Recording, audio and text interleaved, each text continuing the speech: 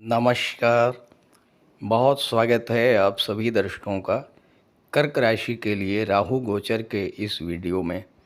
महाबली हुए राहु 10 सितंबर 2025 से 5 दिसंबर 2026। जी हाँ, दैत्य सेनापति राहु 18 मई को राशि परिवर्तन करके अपने मित्र शनि की राशि कुंभ राशि में आ चुके हैं। कुंभ राशि में राहु बेहद कंफर्टेबल महसूस करते हैं क्योंकि कुंभ राशि प्रगतिशील विचारों वाली राशि है, जीवन में परिवर्तन करने वाली राशि है और राहु स्वयं असीम विस्तार के कारक हैं। पुरानी परंपराओं को तोड़कर जीवन में कुछ नया करना, लीक से हटकर सोचना और जीवन में ज़्यादा से ज़्यादा टेक्नोलॉजी का प्रयोग करना, ये राहु का स्वभाव है। लेकिन पिछले 4 महीनों से राहु अंश बल से कमज़ोर होने के कारण अपना पूरा फल नहीं दे पा रहे थे। 10 सितंबर वो तिथि है जब राहु का अंश बल 25 डिग्री होगा, यानी राहु अब वृद्धावस्था को छोड़कर युवावस्था की ओर प्रस्थान करेंगे और उनके फल प्रदान करने की क्षमता लगातार बढ़ती चली जाएगी। हालांकि राहु को ज्योतिष शास्त्र में सर्वाधिक पाप ग्रह की संज्ञा दी गई है और जब राहु की दशा या अंतर्दशा आरंभ होती है तो तमाम तरह के कष्टों को झेलना पड़ता है। लेकिन राहु के इसी गोचर के दौरान वो जातक जो राहु से अलाइंड होकर चलते हैं, जैसा राहु चाहते हैं वैसा ही करते हैं, वो जीवन में अपेक्षा से अधिक लाभ भी प्राप्त करते हैं और नित नई ऊंचाइयों को स्पर्श करते हैं। तो महाबली राहु कर्क राशि के जातकों को आने वाले समय में किस तरह का लाभ प्रदान करेंगे, इसी बात पर चर्चा करेंगे। ये विश्लेषण आपकी चंद्र राशि के आधार पर किया जा रहा है। तो ये है कर्क राशि के जातकों की कुंडली। राहु का गोचर आपके कुंडली के अष्टम भाव में है और यहाँ पर गोचर करते हुए राहु की दृष्टि 12वें भाव, धन भाव और चौथे भाव पर पड़ेगी। अष्टम भाव में राहु का गोचर बहुत अच्छा तो नहीं माना जाता है, लेकिन अगर आप अष्टम भाव में राहु के जो गुण हैं उसको फॉलो अप करते हैं और उसी के अनुसार अपने जीवन की दशा और दिशा निर्धारित करते हैं तो यही राहु आपके लिए बहुत अच्छा फल भी दे सकते हैं। हालांकि आपको अपने स्वास्थ्य का ध्यान तो रखना ही पड़ेगा जब तक राहु अष्टम भाव में रहेंगे। लेकिन अष्टम भाव क्या है? अष्टम भाव परिवर्तन का है। राहु एक ऐसे प्लेनेट हैं जो नेगेटिव डायरेक्शन से एक्टिवेट होकर के रिजल्ट देना शुरू कर देते हैं। अब आपके जीवन में लंबे समय से जो समस्याएं चल रही थीं, जिन समस्याओं का समाधान आपको नहीं मिल पा रहा था, राहु क्या है? राहु में असीम टैलेंट है। राहु में किसी भी प्रॉब्लम को सॉर्ट आउट करने की क्षमता है। बिल्कुल नए तरीके से राहु आपकी समस्याओं का समाधान निकालेंगे इस गोचर काल में। 8वां भाव जो होता है ये डीप रिसर्च का होता है और यहाँ पर राहु का गोचर आपके जीवन में चल रही जो समस्याएं हैं उनका बिल्कुल नए तरीके से समाधान प्रस्तुत करने का कार्य करेंगे राहु। यहाँ पर कोई ऐसा पुराना रोग, कोई ऐसा असाध्य रोग जो लंबे समय से आपको परेशान कर रहा था, उससे आपको राहत मिल सकती है राहु के इस गोचर काल में। प्रॉपर्टी का कोई विवाद जो लंबे समय से चला आ रहा था, वसीयत का मैटर, विरासत का मैटर, इस तरह का कोई मैटर लंबे समय से आप कोर्ट केस का मैटर चल रहा था, राहु के इस गोचर में आपको उस मैटर से, उस तरह के मामलों से राहत मिल सकती है। राहु की दृष्टि दूसरे भाव, धन के भाव पर पड़ेगी। कर्क राशि के जातकों के जीवन में शनि की ढैया पिछले 2.5 वर्षों से गतिमान थी। इसमें कोई दो राय नहीं है कि कर्क राशि के कुछ जातकों को लंबे समय से तमाम समस्याओं का सामना करना पड़ रहा है, खास करके मनी मैटर्स को लेकर। एक तरह से देखा जाए तो कर्क राशि के कुछ जातक लंबे समय से आर्थिक समस्याओं से जूझ रहे हैं। जब राहु अपना फल देना शुरू करेंगे तो आपके जीवन में धन को लेकर बड़ा बदलाव अवश्य देखने को मिलेगा।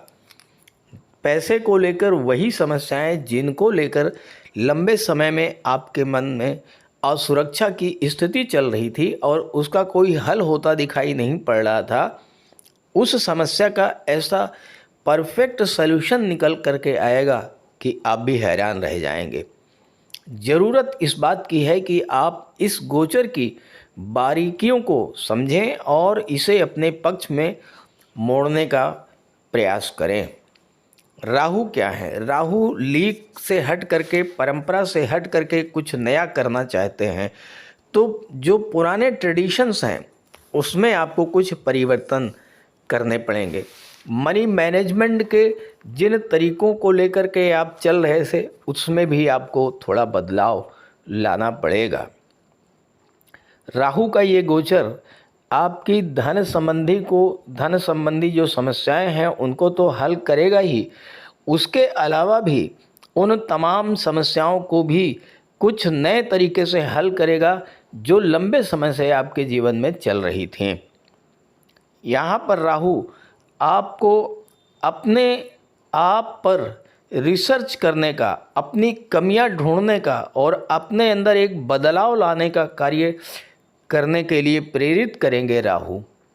और राहु के प्रभाव से आप अपनी कमियों को एक एक करके पहचानेंगे, उन्हें दूर करेंगे और जब आप अपनी कमियों को पहचान करके दूर कर लेंगे, समस्याएं स्वतः सुलझनी शुरू हो जाएंगी। राहु की दृष्टि चौथे भाव पर पड़ेगी। अभी तक यहाँ पर शनि का अभी तक जो स्थिति बन रही थी, आपके जीवन में शनि की ढैया प्रभावी थी।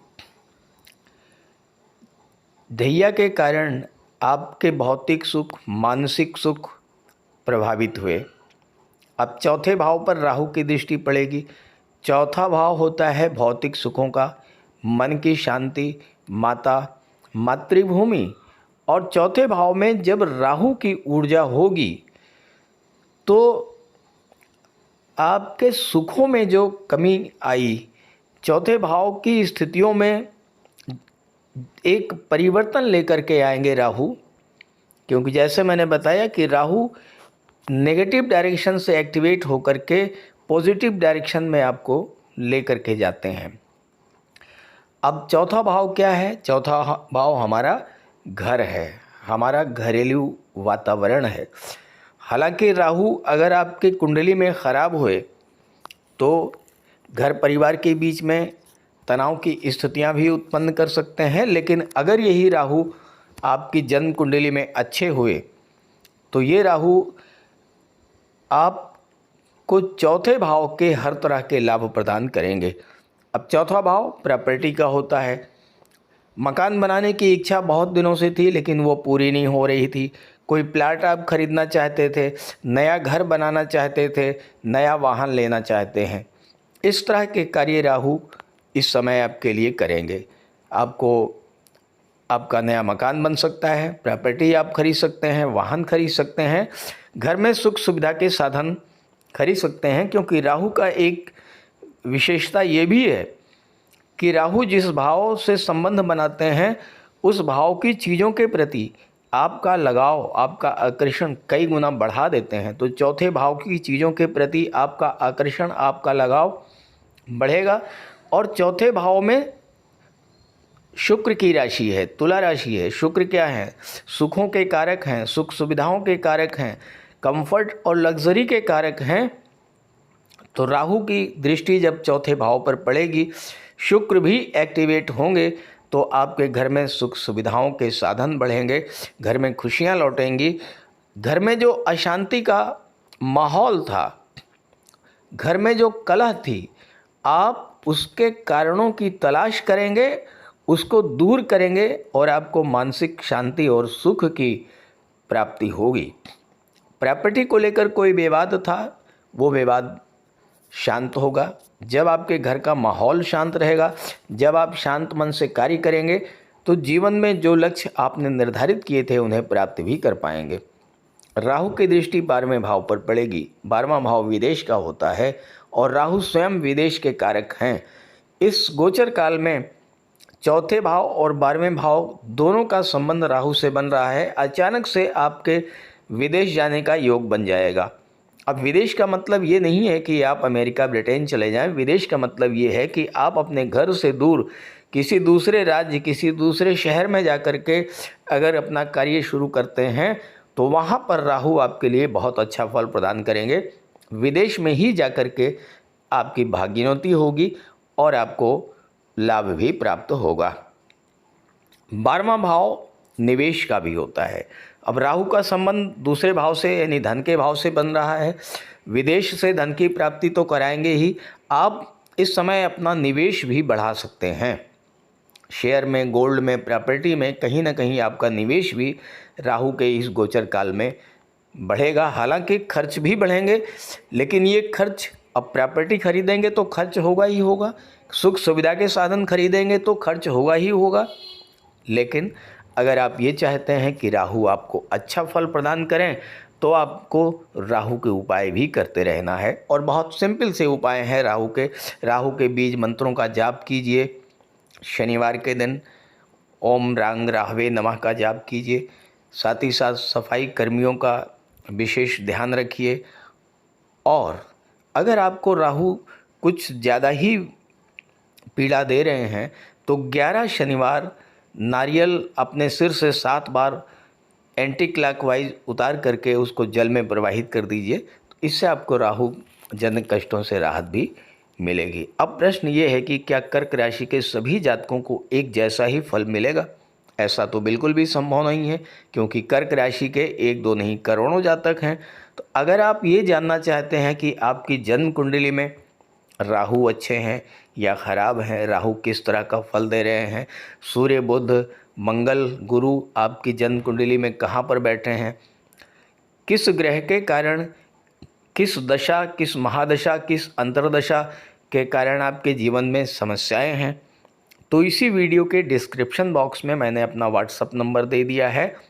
आप उस पर अपनी समस्याएं कमेंट कर सकते हैं और मैं आपको आपकी समस्याओं का समाधान देने का पूरा प्रयास करूंगा। नमस्कार।